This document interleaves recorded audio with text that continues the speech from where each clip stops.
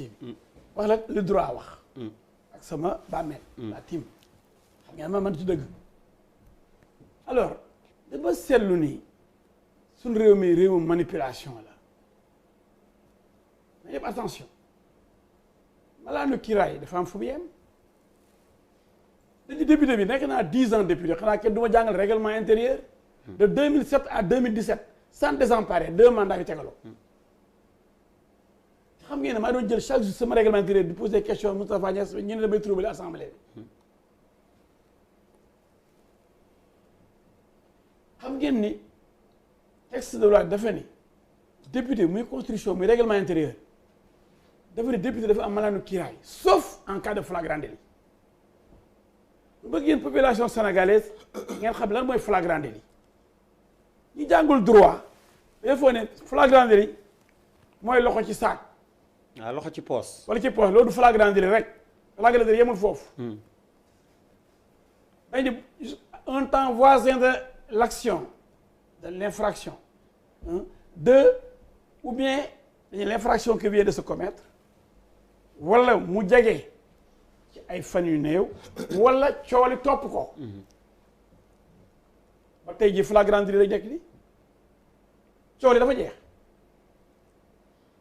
c'est la définition du flagrant délit mais ñiy wax ñëpp pour sauver benn nit ak moom ci boppam mi nga xam ne nekkul ci dëgg ndax pour nax dox ci kaw maayanu nit ñi ba ñu gëmloo ni dañ koo oote wala ñu ko oote dañ koo war a oo ndax dañ koo accusé ci tàng-tàng bi xale bi nee na mardi la yegg ci moom def prélèvement yi mercredi mu xëy bi mu demee ci certificat médical guddi le matin mu porté plainte ñu ngi flagrant délit cooli kër ñu ci flagrant délit toujours je me rappelle Ablaye Gaye jàppale woon fi Ablaye Wade ci flagrant délit continu boo su dafa ëppoon moom ay weer a toog pour def la dossier de flagrant délit continu kenn d'accord ci woon Ablaye Gaye ancien procureur de la République mooy ñi ngi koy fàttaliku mooy jamono ji Abdou Diouf ak Ablaye Wade effectivement voilà tari dëgg mais est-ce que du yéen juré on est même pas dans le cas de flagrant délit nekk sax ci flagrant délit continu dañu ci flagrant délit pur et dur léegi nag yaxeeti bu fekkee ni règlement intérieur assemblée ak constitution bi ñoo ni député am na malaanu kiiraay yokku ci ne malaanu kiiraay boobu sauf en cas de flagrant délit par exemple yow mii boo fekkoon ni nga teg ko bal dóor ko fekk booba yëg ko kii yëg ko ñu porte plainte wala ki nga dóor deewul mu porte la plainte immédiatement mais ci flagrant délit lañ nekk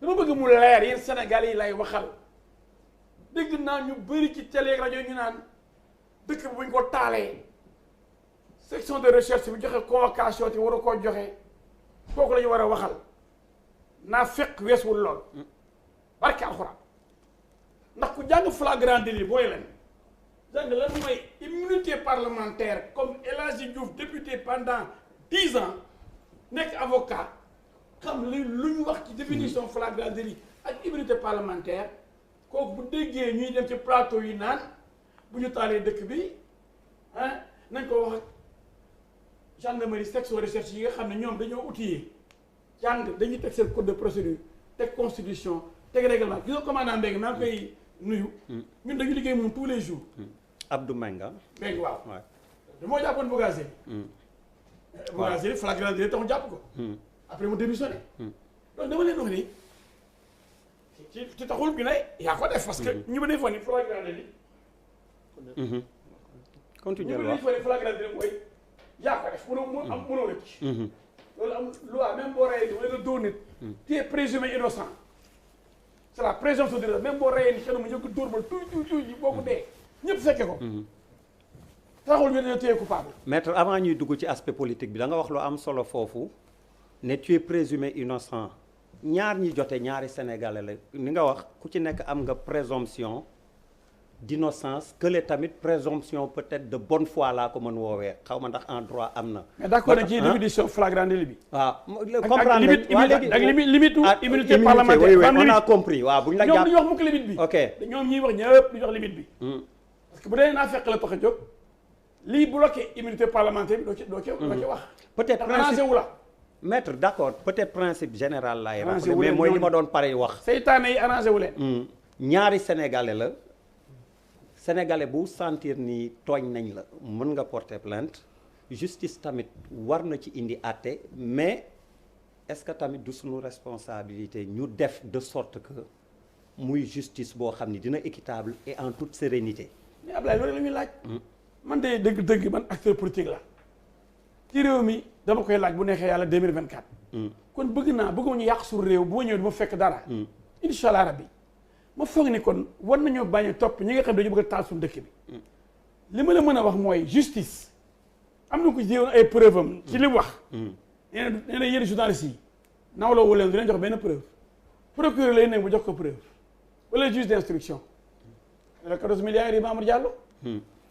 yéen seen déontologie moo ni leen wala ngeen a yëgale dara da ngeen koy vérifier kenn ci yéen jox la benn virement yi mu doon wax ndax amu ko mais fexe na manipuler presse bi ñëpp dans 14 milliards te Mamour Diallo am na ndey am doom am jabar am doom amee militant mais fi ñu ko laajee preuve virement keroog fi ñu fa mala la ngi di ñu ne keroog ki fi nekkaloon indi ci preuve yi rek dafa yomb man maa ko laaj preuve mais pourtant presse bi utiliser nañ ko di ko waxal li mu bëggoon sans benn preuve kon boog présomption d'innocence pourtant mu presse bi ak déontologie mooy rechercher la source mais protéger la source aller vers la source mais le journaliste peut protéger sa source refuser de donner sa source mais mu dem ma teg bëtam au moins ku teg yéen bët ci virement 94 milliards wala 46 milliards yi waxoon xam na compte ba xam na banque ba dinaa ko ba day tukki doo ko génne ndax waxuloo dëgg ma bëggoon ñu def sérénité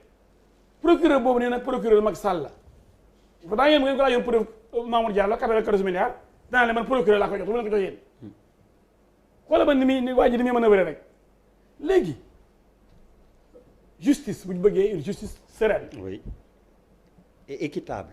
képp ku yaakaar ne dañ laa tooñ sa droit la waaye nga porter plainte yow mi ñu porter plainte sa droit la aussi même léegi article 5 règlement 5 de l'UEMOA dañ ci kaas man naa ko njëkk a kaas fii pour que avocat bi di mën a teewal client am dès que ñu oo ko dès son interpellation même pas la garde bu ñu la ooyee rek sa avocat war na la gunge. waaw nga ànd ak moom pour ses droits mais bu fekkee ni affaire viol la ah dafa yomb ak coow li jaru ko woon rayante bi jaru ko woon wàcc la ñu rayante jaru ko woon bàyyi leen réseaux sociaux yi bàyyi leen wax ci nañu rayante mortel combat la jaru ko woon xam nga lu yomboon dem ñu defal la prélèvement comme ndaw si moom nee na prélèvement am na sperme Ousmane Sonko léegi moom bu ñu demee ñu prélever ko ñu xool ndax moom la wala du moom bu dee moom ne day yomb. d'accord mais bu dul moom man may foofu rek laay. waaw nga daanelee c'est foofu très important. waaw nga daanelee fu foofu fekkoon Ousmane dafa bëggoon jàmm rek. aja taal suñu dëkk bi moom ci boobu moo doon ne kii li ma jiiñ defuma ko nee na am na prélèvement sama sperme man damay ñëw léegi ngeen def le prélèvement sama test ADN ñu def test ADN bu ñu xam ne du dëgg ndax si def lu ko neex rek. wax ci jeex. wala ñu xam ne moom la moom nee na bu demee am mandat dépôt. boo xamee ne kay yow la kay boo demee am mandat dépôt. allez maître d'accord merci ku wax feeñ li. ok on a compris alors Djibril Diagne ma wëlbatiku ci yow ni ma ko waxee